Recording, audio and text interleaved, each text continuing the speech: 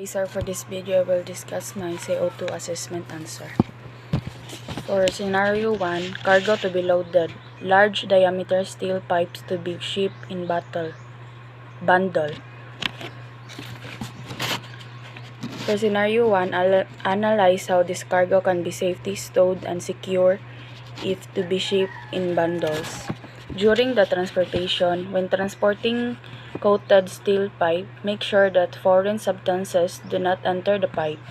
To prevent the pipe from being crushed, reinforce both ends of the pipe by welding so that round 30 mm or more intersect with each other before transportation.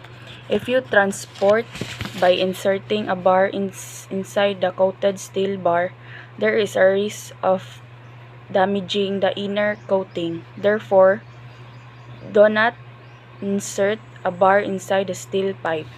During the number 2, during the loading and unloading using cranes. Using cranes for loading and unloading the product. When loading the heel pipe on the cargo holds, more sure that the ends part does not come in contact, part does not get damaged. Stowage method. When storing coated steel pipes, resin stones or sharp objects, flatten the ground surface. Lay the board on the ground, lay the B4 on it. And for the cone steel pipes, in places where the baseboard cannot be placed, use a sandbag to prevent damage to the coating by storing it as shown in the figure.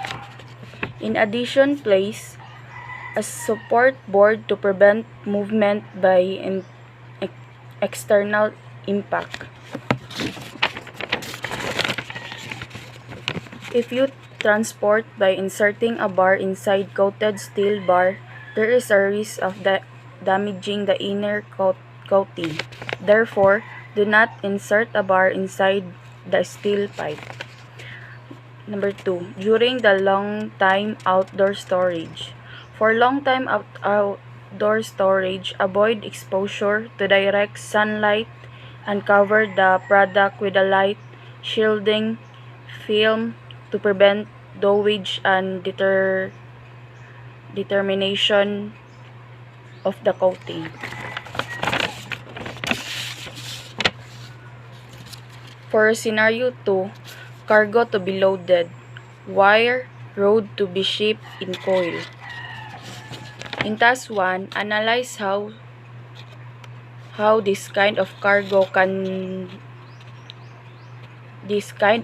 can be safely stowed and secure if the ship in coil and weight of the coil is up to avoid 10 tons. In task 1, weighting about 10 tons should have space away from other. Center course placed in the fore or up direction in the ship must the same as coil of steel steering are placed in stones. The stowage of the individual coils or boundaries must be uniform and compactly arranged in order to avoid breakdowns of the stow and cruise ship damage of the wire rod coils. In task 2, analyze how above cargo can be safely stowed and secure if to be shipped in coil and the weight of the coil is up to about 15 tons. Weighing about 15 tons, it must be slowly and carefully stowed in its fore and aft direction of the ship, and its width a big space to be stowed, and do not mix other materials to avoid damager. In task 3, analyze how above cargo can be safely stowed and secure if to be shaped in coil and weight of the coil is more than 15 tons. Weighing about more than 15 tons, it must be stowed in uniform and properly arranged so that it would not break down and cause damages.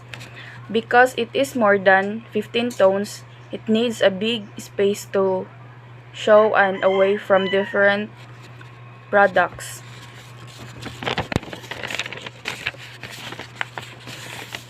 For scenario 3, task 1, analyze how this kind of cargo can be safely stowed and secure if the ship in non-container vessel fitted with a deck of hatch, top stalls, or seating device. In task 1, check the height of container to avoid falling and must be attached or filed to sanding device for more secure and safety. Apply outside lashing in the containers for more safety.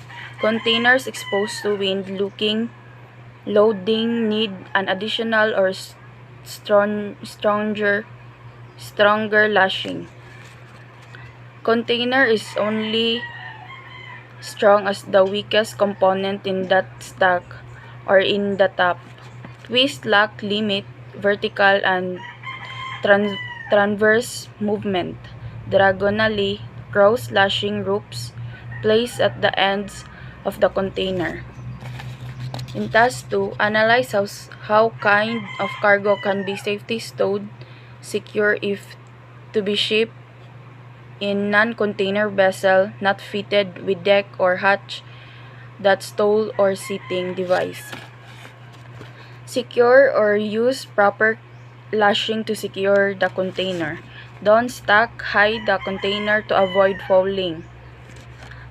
Find paper place to put the container even though it is not fitted with the deck. Apply the proper distribution of weight so that the ship will maintain balance.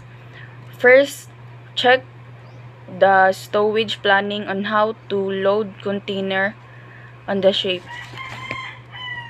Check also the lifting calculation during the loading process of the container.